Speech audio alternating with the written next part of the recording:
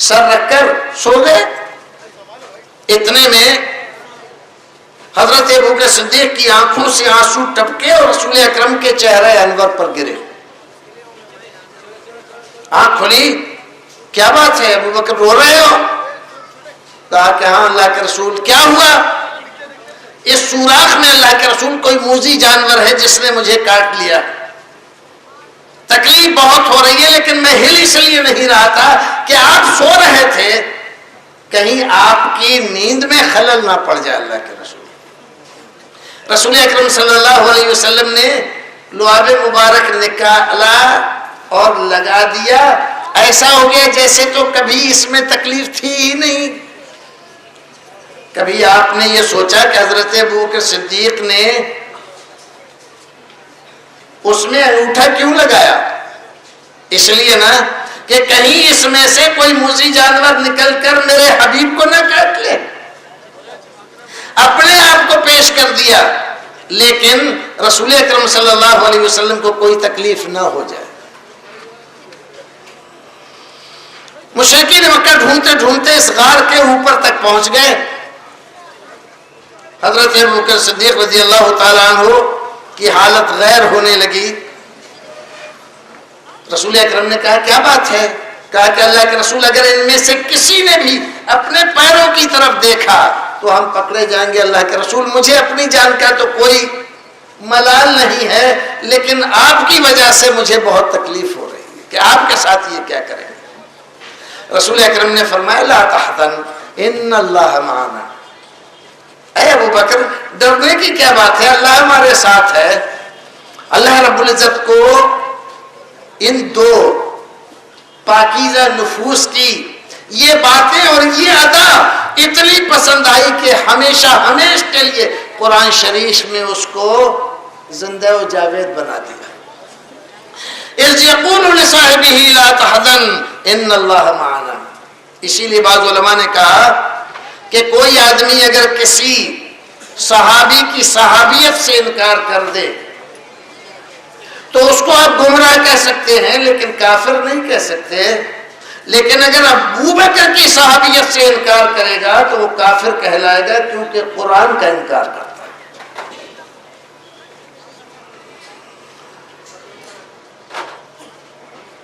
اللہ رب العزت نے صحابیت کا تذکرہ ابوبکر کی قرآن میں فرمایا ہے۔ اذ یقول لصاحبہ، صحابی ہیں حضرت ابوبکر صدیق رضی اللہ تعالیٰ عنہ، اور اللہ کے رسول فرما رہے ہیں لا تحزن ان اللہ معنا۔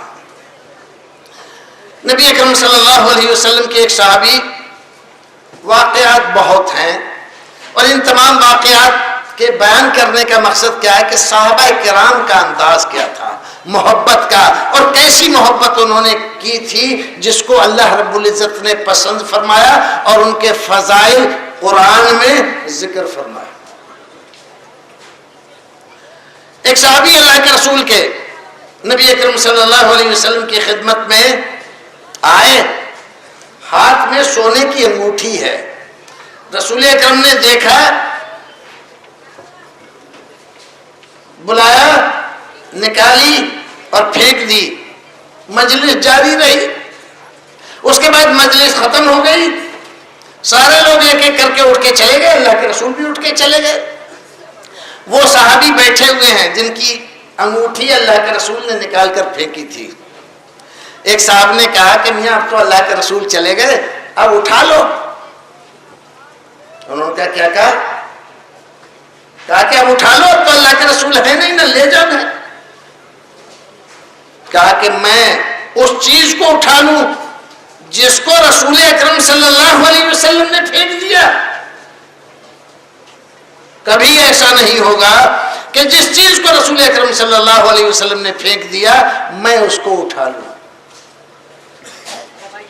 اطاعت و فرما برداری اور محبت۔ حضرت عبداللہ ابن عمر رضی اللہ تعالیٰ عنہ، ایک آدمی آیا، آ کر کہنے لگا یہ بتلائیے حج تمتع کے بارے میں کیا خیال ہے آپ کا؟ فرمایا سنت سنہا رسول اللہ، اللہ کے رسول کی سنت ہے، کر سکتے ہیں۔ فرمایا لیکن آپ کے ابا تو منع کرتے ہیں. کیا جواب دیا عبداللہ ابن عمر نے؟ ذرا غور کریں، اندازہ لگائیں. حضرت عبداللہ ابن عمر خود صحابی ہے، حضرت عمر فاروق کے فضائل و مناقب کو خوب اچھی طرح جانتے ہیں.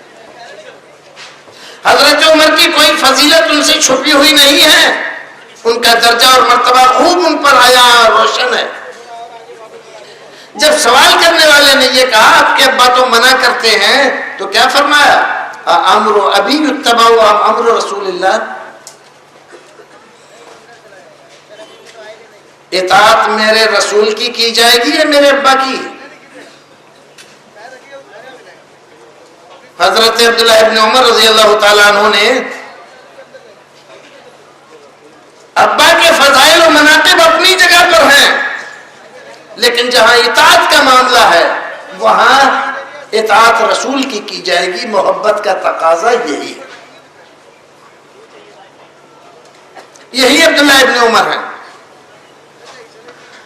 اپنے گھر میں بیٹھے ہوئے ہیں، اپنے بچوں کو نصیحت کر رہے ہیں اللہ کے رسول کی ایک حدیث سنا کر. اللہ کے رسول نے فرمایا لا تمنعوا اماء اللہ عن المساجد، اللہ کی بندیوں کو مسجد جانے سے نہ روکو. ان کا ایک بیٹا کہتا ہے میں تو روکوں گا. حضرت عبداللہ ابن عمر رضی اللہ تعالیٰ عنہ سخت ناراض ہوئے. راوی بیان کرتا ہے کہ اتنا برا بھلا کہتے ہوئے ہم نے زندگی میں عبداللہ ابن عمر کو نہیں دیکھا، نہ اتنا ناراض ہوتے ہوئے جتنا وہ اپنے بیٹے پر ناراض ہوئے. فرمایا کہ میں تجھے اللہ کے رسول کی حدیث سنا رہا ہوں اور تو کہہ رہا ہے کہ میں روکوں گا. قسم اس ذات کی جس کے قبضے میں عبداللہ ابن عمر کی جان ہے، زندگی بھر تجھ سے کلام نہیں کروں. کون سی چیز تھی کہ بیٹے کو زندگی بھر کے لیے چھوڑنے پر آمادہ کر رہی تھی؟ محبت رسول. یہی چیز ہے، محبت جب آتی ہے تو آدمی کو اتنا مضبوط بنا دیتی ہے کہ دنیا کے سامنے وہ جھکنے پر تیار ہے. اور محبت رسول آدمی کو اتنا مضبوط بنا دیتی ہے کہ دنیا کی بڑی سے بڑی مصیبت اور پریشانی کے سامنے بھی وہ خندہ پیشانی کے ساتھ ڈٹا رہتا ہے. جن صحابہ کرام نے جنگوں میں اپنی جانیں قربان کی، اپنے بچوں کو قربان کیا، اپنا مال لٹوایا، اپنا بدن وطن چھوڑا، ان تمام صحابہ کرام کے پیچھے کیا چیز تھی؟ محبت رسول. ایک صحابی رسول اکرم کا کلمہ پڑھ کے گھر گئے، ماں بہت محبت کرنے والی ہے، اکلوتا بیٹا ہے، مال و متاع کا کوئی ٹھکانہ نہیں ہے، بہت مالدار ہے، پورے مکے میں سب سے زیادہ مہنگا عطر استعمال کرتا ہے. جب پتا چلا ماں کو کہ بیٹا مسلمان ہو گیا ہے، کہا کہ بیٹا انکار کر دو ورنہ میں کھانا نہیں کھاؤں. لیکن رسول اکرم صلی اللہ علیہ وسلم کی محبت کے سامنے کہتے ہیں کہ اب ماں جب تمہیں بھوک لگے گی اپنے آپ کھانا کھاؤ گی، اور جب جوئیں بہت زیادہ ہو جائیں گے سر میں تو اپنے آپ نہاؤ گی، کنگھی کرو گی، لیکن میں رسول اکرم صلی اللہ علیہ وسلم کو نہیں چھوڑ سکتا، دنیا کو چھوڑ سکتا.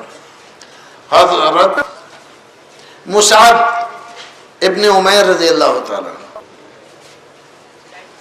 ایک ایسی شخصیت، جب سے ان کے بارے میں پڑھا، جتنا پڑھا اتنا تعجب ہوتا ہے، ایمان میں حرارت آ جاتی ہے ان کی زندگی کو پڑھنے کے بعد.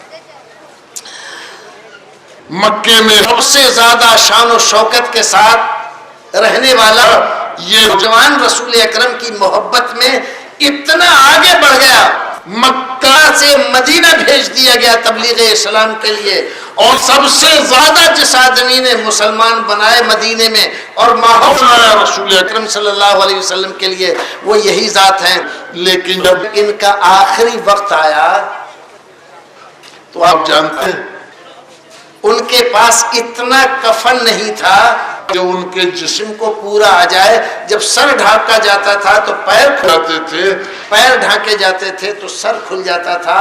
رسول اکرم صلی اللہ علیہ وسلم سے ذکر کیا گیا اللہ کے رسول سب کے ساتھ ہو رہا. آپ آئے, تشریف لائے, دیکھا, آپ کی آنکھوں سے آنسو روا ہو گئے. اس مصحف کو میں نے مکے میں دیکھا, کیسی شان شوکت سے جیتا تھا, اتنا مہنگا عطر استعمال کرتا تھا, جس گلی سے گزر جاتا تھا گلی مہک جاتی تھی. اور آج اسلام کی محبت میں حال یہ ہے کہ کفن بھی پورا نہیں پڑ رہا ہے. فرمایا رسول اکرم نے چہرہ ڈھانک دو اور پیر پر ازخر گھاس رکھ دو, کفن اس طرح سے پورا کر دو. اسلام, رسول اکرم, محبت رسول ہم نے ابھی جانی نہیں ہے. اگر جان لیں گے تو ہماری زندگی میں انقلاب ہو جائے گا, ہمارے اندر اخلاق رسول پیدا ہو جائے گا. صحابہ کرام رضی اللہ تعالیٰ علیہم اجمعین کی حقیقی معرفت پیدا ہو جائے گی. اور محبت ہمارے اندر پیدا حقیقی کیوں نہیں ہو رہی ہے کہ ہم معرفت رسول سے دور ہیں. جس آدمی کو رسول کی جتنی معرفت ہوتی ہے, جتنا زیادہ وہ رسول کو جانتا ہے, اتنے ہی زیادہ اس کے اندر محبت پیدا ہوتی ہے.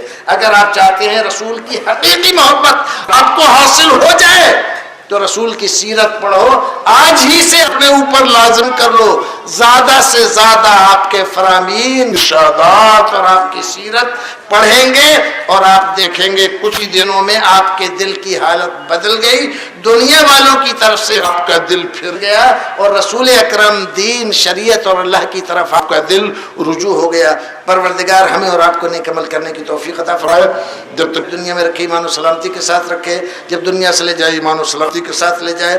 رسول اکرم صلی اللہ علیہ وسلم کی حقیقی محبت پروردگار ہمارے سینوں میں پیدا فرما دے اور ہمارے سینوں کو منور فرمائے, اور پھر سے وہ رونق پہلی جس اسلام کو حاصل ہوں جو صحابہ کرام کے زمانے میں اور اس کے بعد کے لوگوں میں ہوئی تھی. وآخر دعوانا ان الحمدللہ رب العالمین.